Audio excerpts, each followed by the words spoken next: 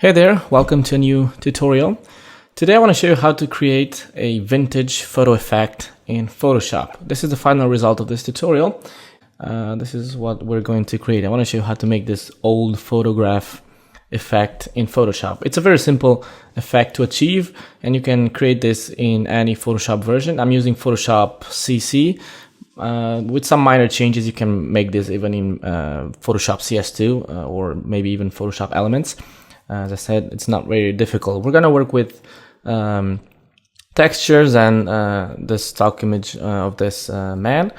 And let me show the original result, the original picture, sorry.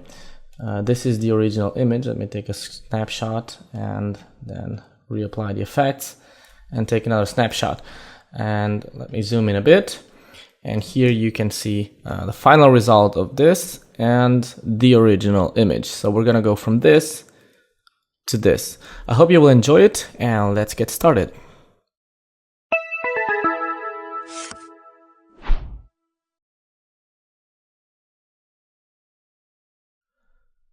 So the first thing we want to do is go to the stock folder where you'll find these three images, sorry, and plus the PSD file. And we're gonna open this image. You can use any image you want, but I use this one. And before we start making the effect itself, we have to lower a bit the quality of this image. We're trying to mimic an old photograph effect. So this image was taken with a very good camera. It's very sharp, very well lit, and it has almost no noise on it. And while old cameras have worse quality, and we have to try and mimic that and have the base start with a lower quality image, in other words. So what I will do is turn this image into a smart object and go to filter and go to the camera raw filter. In Photoshop CC, you can use the camera raw as a filter. So if you're using a previous version, what you can do is go to the Photoshop preferences, to the Photoshop options here, and go to camera raw. And here you just have to change here on the bottom where it says JPEG, change this to automatically open all supported JPEGs, and then just reopen this JPEG file, and that way you will open it in camera raw, and you'll have the same view that I have right here now. And the settings that I have here, I just wanted to add some grain and reduce the contrast. So go to the FX tab here. If you have an older version of Camera Raw, maybe you'll have this a bit different. But here you should find a grain option. And here I set the amount to 33, size to 50, and the roughness to 100. Now, these settings work for this image because this is a quite high resolution image, but if you have a lower resolution image, just try to get a similar effect using other amounts if necessary. And here on the basic tab, the only thing that I did is I just lowered the contrast to minus 40%. This creates kind of a lower quality version of this image. And reducing the contrast will also add some light there on the shadows. Now we're ready to start making the effect. For this effect, I used a reference image. In fact, here on the PSD file, you will find this image. This is my reference. I just searched for 1920 photography, and I found this image, which I liked. And I tried to mimic the same colors and contrast. And the texture that you add here for the scratches and stuff like that is really up to you. I just want to show you how to do it, how to work with textures. So the first thing we want to do is add a hue saturation adjustment. You can do this within Camera Raw if you want, but I liked to use this adjustment layer. And I reduced the saturation to minus 20 just to reduce some of the vibrance of the colors. Old photography usually have very unsaturated colors. And next, a color lookup. Now, if you don't have a color lookup, if you use an older version of Photoshop, try to achieve the same effect that I will achieve here. So what I do here is go here in the middle drop down list here and choose gold crimson and change the opacity to 35%. You get this reddish tint. And as I said, if you don't have a color lookup, you can use a solid color, for example, and try a similar tone, maybe something like this. and try, I don't know, maybe the color blend mode and drop the opacity to 35%, and you see you can get a pretty similar result. By the way, the color code that I used is 441707, just in case you want to use that. And now we're gonna move on and start adding our texture. Since we're trying to replicate the effect of an old photo, we have to add some texture here to make it look very old, so I use this one.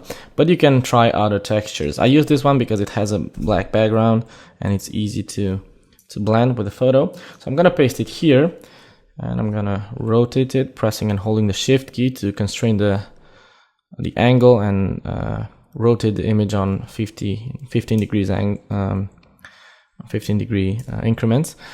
And now that I have it like this, I will change the blend mode to screen so that the black background goes away and we only have this white scratches here. The problem that we have here is that the color is not matching. You can see they're white, and also that they're too visible and too strong. So we have to blend this a bit better. And to do that, we will use a levels adjustment. Of course, we have to clip it, so I'm going to press Alt and put the mouse between the two layers and click, or right click and choose Create Clipping Mask. And here, I will change the settings here for the midtones. I'll set it to 2.30. You can see it's even more visible, which is okay, because now we're going to drop the output level to 104. And you can see what happens before and after. It's kind of washed out now, which is okay. The next thing we want to do is add a hue saturation, also clipped to this because we don't want to affect the rest of the layers. And I'm gonna check the colorize option, and the settings that I have for the saturation, for the hue, sorry, is 35. So I want this yellowish tone. If you want other color tints, just use other tones. And 12 for the saturation, and for the lightness, -42. And this helps me to kind of decrease the opacity even more of this, because we have this on screen, and with the lightness you make this image even darker, and dark and screen blend mode means the opacity drops. So now we have this look here. Let me show you the before and after. See that, the before and after. Now it looks a lot better. We still have that old texture there, but it's not really that annoying. And the next thing we want to add is a black and white. Now this is not to turn the image into black and white, although we could do that. If you want to do this, you can use this adjustment. But what I want to do is change the luminosity of the colors. I have 2 tutorials on psdbox.com, 2 free tutorials, where I explain some tricks that you can do with the luminosity blend mode and with this adjustment and curves. If you want to go that and try that, just go to psdbox.com. And I'm just going to change this to luminosity. And what we do with the sliders here now is, if we move them, since we have this adjustment on luminosity, the only thing that we will change is the light values. For example, for the reds, if I want to make them darker, just get the reds and lower that. And you can see it just changes the face, a bit the background, because we have that red tint from the other adjustments. But the blues, the whites, and the rest of the colors are the same. For example, for the blues, I can make them brighter or darker without affecting the rest of the colors. So this is a really cool adjustment and a really nice trick to change the luminosity of the colors. Now, I want to give you the settings that I have. So 23 for the reds, -12 for the yellows, greens 40, 35 for the cyans, blues 92, and 80 for the magentas. Okay, so this is the adjustment that we made. We make things a bit darker. And next we will create the color tone for this. If you don't want to have a color tint, simply just desaturate this a bit more and that's it. I will use a gradient map, and the colors that I will use now are actually sampled from that reference image that I showed you a moment ago. And for the shadows, I have the following color code: 1E0801. So this reddish tone. And for the highlights, we have the color code C9B685. And I say for the highlights because a gradient map just remaps blacks and whites and everything in between. I have tutorials for beginners on psdbox.com if you want to learn how gradient maps work. And I'm going to leave the blend mode to normal, but I'm going to drop the opacity to 80%.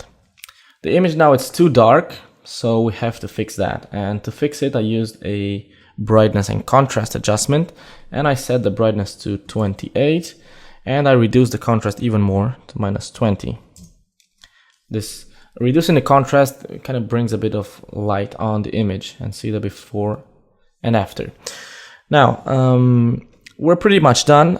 The only thing that I wanted to do is make this, let me show you here, these edges. I wanted to create the illusion that this is actually a photograph with its edges all broken. And to do that, I used another texture, which is this one. I use this old paper texture. I'm gonna select it and paste it right on top of everything here. I'm gonna rotate it like that. And what I want to do is, I don't care about the white edges, they will go away. I'm going to invert this image and they will go away using a blend mode. But what I want to do is have the edges almost touching the edge of my canvas. And now I'm going to zoom out a bit and stretch this to have something like this. Almost touching the edges. And now what I want to do is, as I said, invert this image. So I'm going to press Ctrl-Command-I. And this inverts the image, but we have this blue tone because the opposite of yellow is blue when you invert the image. And now I'm going to desaturate it with Shift Control U or Shift Command U. You can also go to Image Adjustments and desaturate. I rarely use menus. And now, since we have this black background, what we can do is use again the screen blend mode. Black goes away and we only have these edges here. The problem is that it's too visible and it's too it's not looking very good, so we have to use adjustments again. I'm going to use the levels clipped to it, so Alt and click to clip these levels to my texture there. And the settings that I have for this is 0.77 for the midtones, for the blacks 26. You can see how now the contrast increases, and 210 for the highlights. This will make the edges stand out a little more. And for the output levels, we have this to 210 as well. Now, this looks pretty nice now, but the edges, well, this edges here and the texture itself, it's white, so we have to do the same trick. I can duplicate this hue saturation that I used for this first texture. So I'm going to press Alt, click on it and drag it to the top and clip it to my texture here. And that way I can change the color and everything, and now it looks a bit better. And that's it. That's how I created this effect. Let me take a snapshot and then show you the original image. I want to deactivate the camera raw filter so you can see the result without that noise that I added. You will see that it looks too sharp, at least in my opinion. See this? The image looks too good, and the quality is too high for being an old photograph. So that's why I added this noise. And let me show the original image. I'll take another snapshot. And this is the final result and the original photograph. As I said, if you don't want to have this color, or if you want to have it on black and white, you can use, for example, a hue saturation. Set the opacity to, let's say, 50%, check colorize, and just change the tone even less, drop the saturation even more, and have your own tone here, or just drop the saturation entirely and leave the opacity to 100%, and you have a black and white photograph. So that's it. That's what I wanted to show you in this tutorial. I hope you enjoyed it. Remember, if you post your photos on Facebook, use the hashtag PSDBox to mention us. And also on Instagram, use the hashtag PSDBox so I can see the results that you got. That's all for today. I'm Andrei from PSDBox. We'll see you on the next tutorial.